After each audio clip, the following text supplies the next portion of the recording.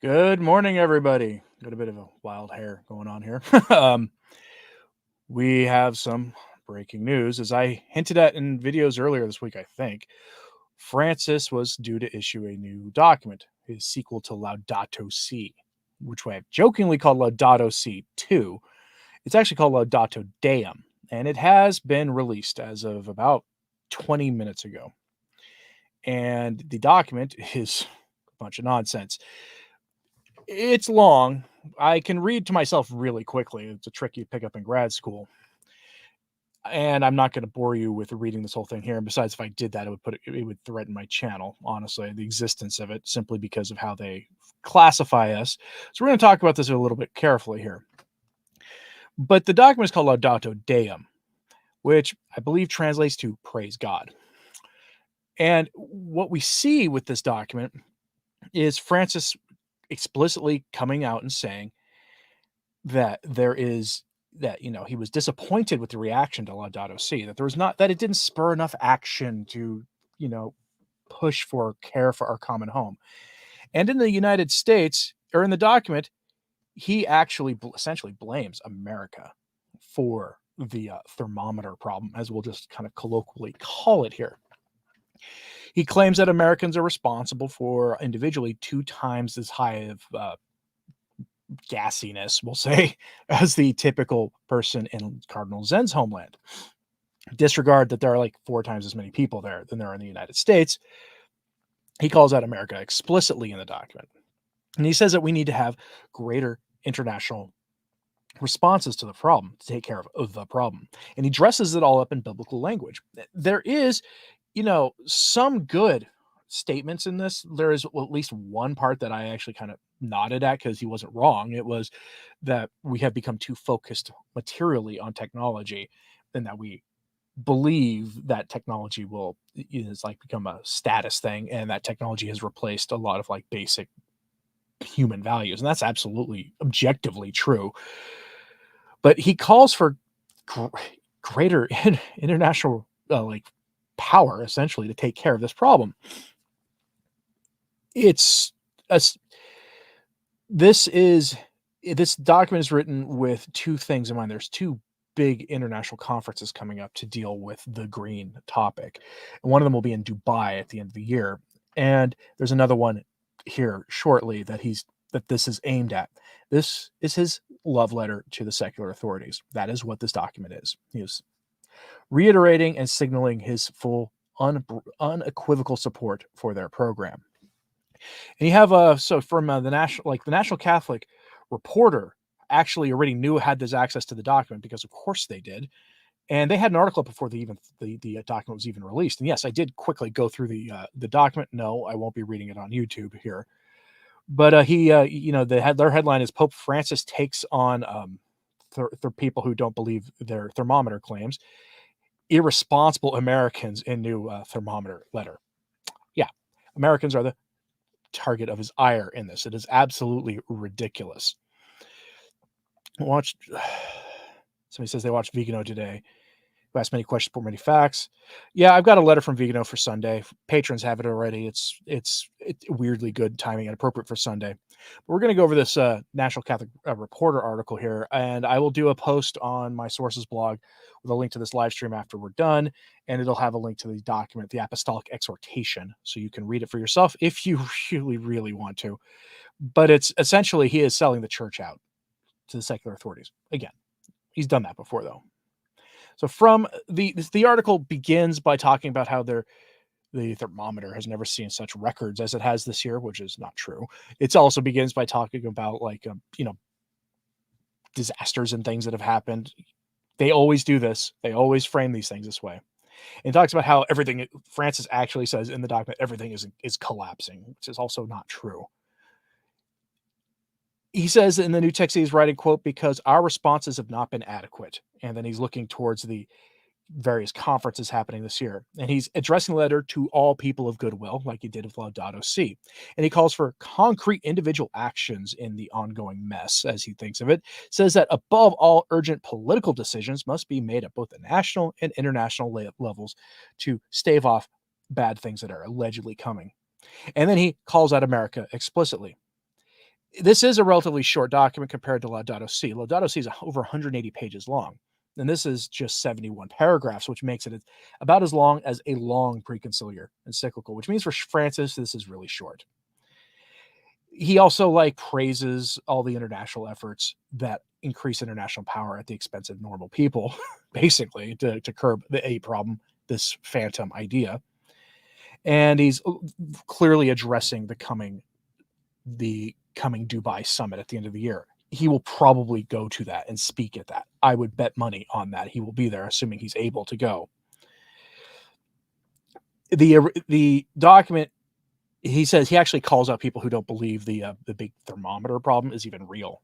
He actually explicitly calls those out who have some skepticism about it.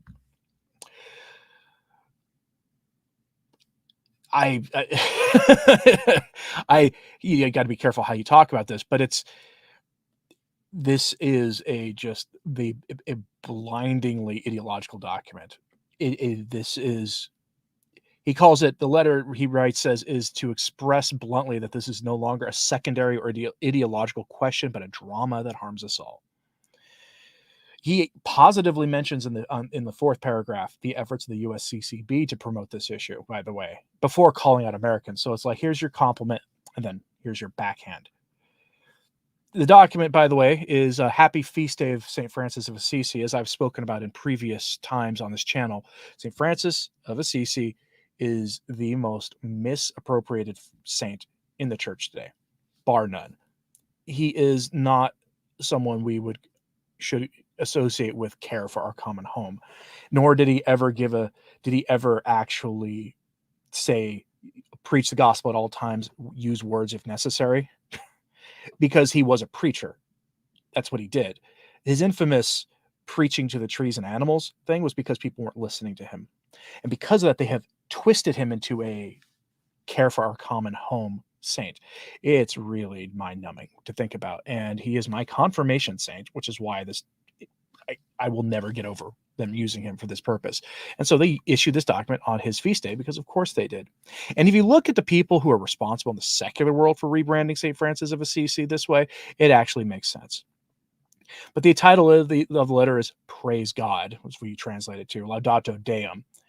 For when human beings claim to take God's place, become their own worst enemies, is what Francis says as to why he named it that way.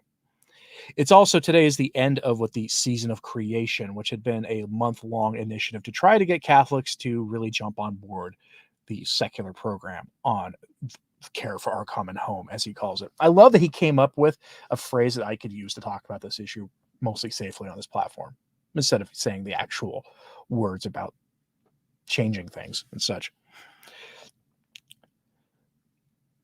But good morning and good evening to people. There's somebody from Perth. I have been to Perth, actually. I visited Perth a decade ago. Beautiful, beautiful area. I can't remember the name of the town west of Perth that I stayed in, but it was 45 minutes west of Perth, and it was about a half-hour walk to the beach.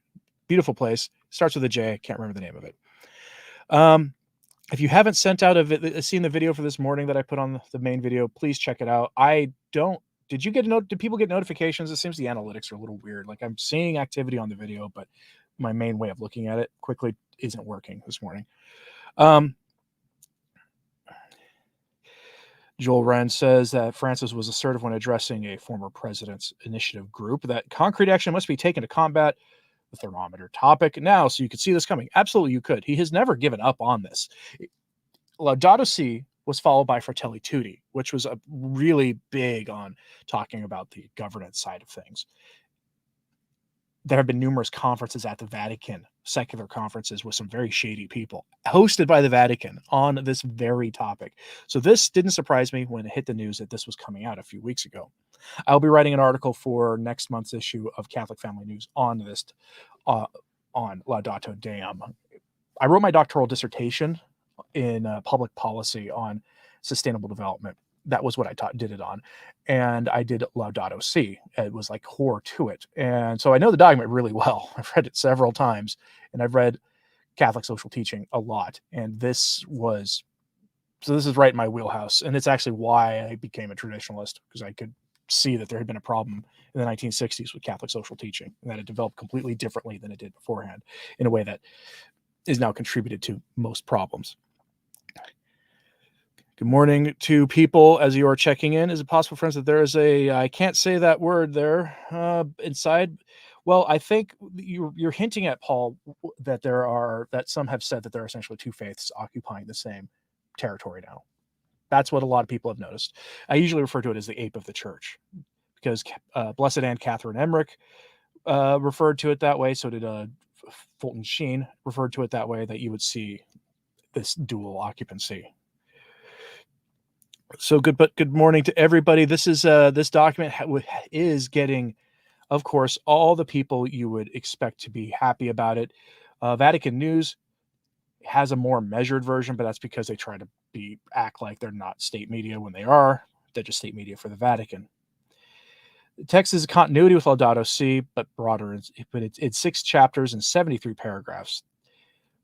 But this is targeting a big conference coming at the end of November and beginning of December. He said, with the passage of time, I've realized that our responses have not been adequate, while the world in which we live in everything is going bad, basically. He says there's an sense of alarm in the document that I don't think is good in general. I try to avoid that even in my coverage of things, and now he's basically just beating the drum of like the kind of stuff that you would expect to see from our secular rulers, and it's really just ridiculous. I'm very curious on how this is actually being seen on Twitter, where you're going to see the initial responses from people. So we're going to take a look. The Jesuits have already, 26 minutes ago, the Jesuits posted with a big graphic that I would love to show you, but we're live, so I can't do that. They have you're already getting a lot of all the people you would expect. The St. Kateri Conservation Center has posted about it. I mean, this is the big one. This is another one of a big one. If you are a big fan of Francis having questionable conferences at the Vatican with some really weird people who aren't Catholic, who advocate things that are not Catholic, this is the document for you. Is there a scriptural reason for requiring clear yes or no answers for the dubia? Let your yes be yes and your no be no. That is the scriptural reason. And we can talk about the dubia for a moment if you want. There was another dubia issued by, I believe, a Czech or Polish cardinal, and on communion for the divorced and civilly remarried. And he answered it immediately and said, yes, they can receive. Again, that's not that surprising. He said that in Argentina, because of Fernandez, right after Amoris Laetitia, it was asked if that was how they could, if that was appropriate, if communion, if that was the interpretation of the of Amoris Laetitia, one of the controversial footnotes. And the Vatican said, yes, that's the proper interpretation, that the divorced and civilly remarried can receive the sacrament. And good morning to you, Miss Rodriguez. I'm happy to see people in the chat. I am curious what is happening here in general today. It's going to be interesting news, I think, today, just to see the reaction to this new papal document, because really my initial take from watching Laudato Si get launched was that you had a few new lay organizations that tried to act like they were Catholic Action, if you know what Catholic Action was.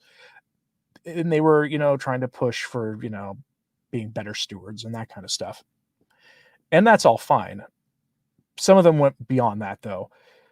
But really, the laity didn't care. At least in North America, the laity just didn't seem to care that much. I would bet that that's the same in most places. The laity just don't care about this issue. This is a political issue involving secular authorities more than it is anything else. And to pretend otherwise is really doing a disservice for everybody. Don't fear, none of this can happen without God allowing it. It shall serve in his fulfillment of promises. These things must come to pass. Yes, I do tend to think that the selling out of the church to the church's adversaries is part of, I have a whole series on this channel. I'm going to make a playlist soon called We Were Warned. It was Catholic prophecy, mostly approved stuff, some stuff that was not rejected by the church, but the bishops just were like, oh, okay, that's fine. And they didn't really go through the formal process. But it all points to the same kind of stuff, that this era we are living in now, people mystics told us was coming. Messages of Our Lady told us were coming. And it all fits together pretty seamlessly. But yeah, so that's the main news item this morning is Laudato Deum. I didn't want to wait till next week to cover this because I think the Synod is really more important. In fact, the timing for this papal document is actually really funny because all eyes are on the Synod, and all eyes are on Cardinal Burke, Cardinal Sarah, and the other Dubia cardinals, the new Dubia cardinals. All eyes are on them, and they're on the Synod. So this document is going to get ignored. It just is going to.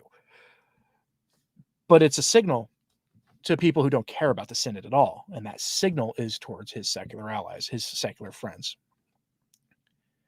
So what's the deal with the Synod going October 4th, 29th? So we're going to get something every day coming from the Synod. So you're going to get two things pretty much every day. You're probably going to get leaks from inside the Synod because they're trying to cloak this in the pontifical secret, but that's not going to apply here.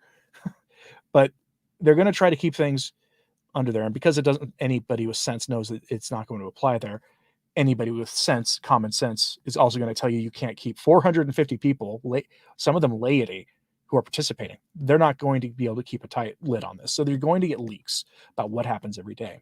But in addition to that, every day, you're going to get an official press conference about what the discussions were. And most of them are going to be pretty boring and probably pushing aside really what they're talking about. Every day, you're going to get something like that.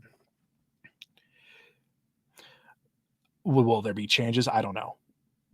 So Cardinal Fernandez said he doesn't expect anything. He says people are going to be disappointed if they're expecting changes from this Synod. And he's right, because this is not the end of the process. This is going to be a discussion between the bishops, the laity who have been handpicked to be invited to participate, as well as some schismatic groups, some Protestant observers and Orthodox observers. They're going to be there to participate in the discussion and observe. And then they will work out something and have a document at the end. That document will be given to Francis and he will issue something next year. So will there be any changes from the Synod? Strictly speaking, the October 4th to the 29th thing? No, there won't be. Let's see. First time catching me live even for just a few minutes. Yeah, I have a one I do Saturday night, Sunday morning, middle of the night. A live stream this early is unusual for me for a number of reasons. And I don't typically go live for very long. They're like 20-minute, 25-minute things. I'm not a streamer. I'm just not. I did an afternoon one the other day. I have some internet issues in my area, so that keeps me from being able to do these things. But I'm very curious now to see what the broader response to this is going to be from people, because again, I really I tweeted that, this is Francis' new document selling out the church on the altar of a big lie, basically.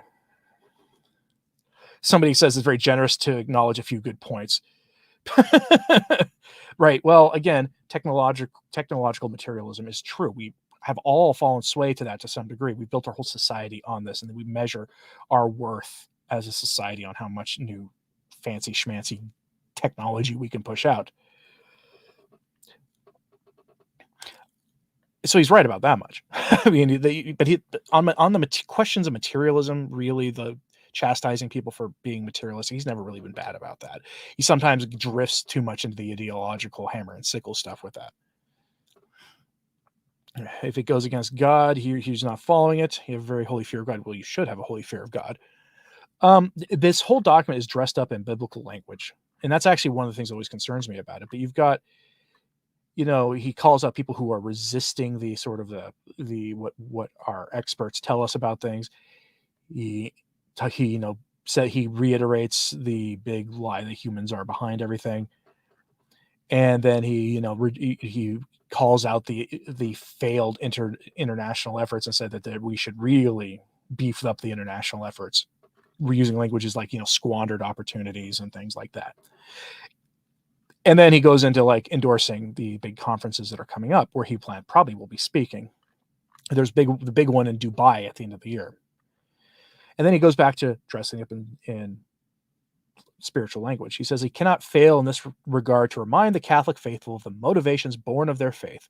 I encourage my brothers and sisters of other faiths to do the same, since we know that authentic faith not only gives strength to the human heart, but also transforms life, transfigures our goals, and sheds light on our relationship to others and with creation as a whole. The Bible tells us God saw everything that he had made, and indeed it was very good. He is the earth with all that's in it. For this reason, he tells us that the land shall not be sold in perpetuity, for the land is mine.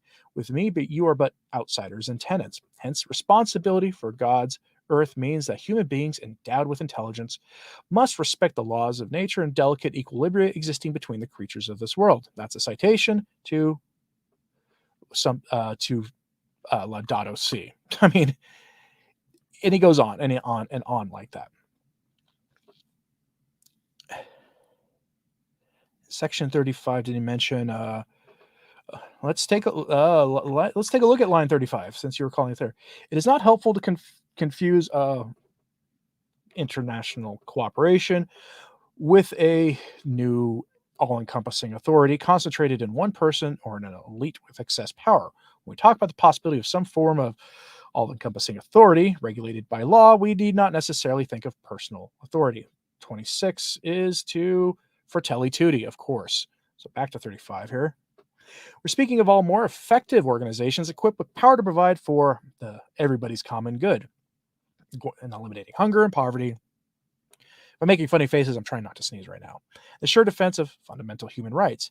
The issue is that they must be endowed with real authority in a way such to provide for, yes, he is endorsing that. And I have bad news for people. He is endorsing that all-encompassing authority. Again, being careful how we talk about things. By all-encompassing, I mean all of creation, all of God's creation under authority. He wasn't the first to do that in the Vatican. Do you know who else did that before him? Benedict.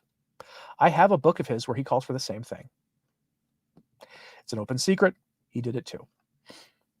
This is why I consider this the most dangerous topic that the Vatican has gotten itself into since Vatican II. The most absolute dangerous relationship it's ever gotten itself into. More so than siding with one side in the Cold War.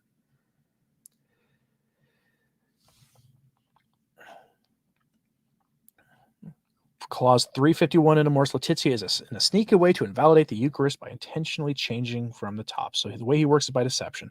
Well, it's also the basis. Amoris Laetitia is explicitly cited by people pushing for the new blessings, the new in vogue blessings that the secular world is very happy about.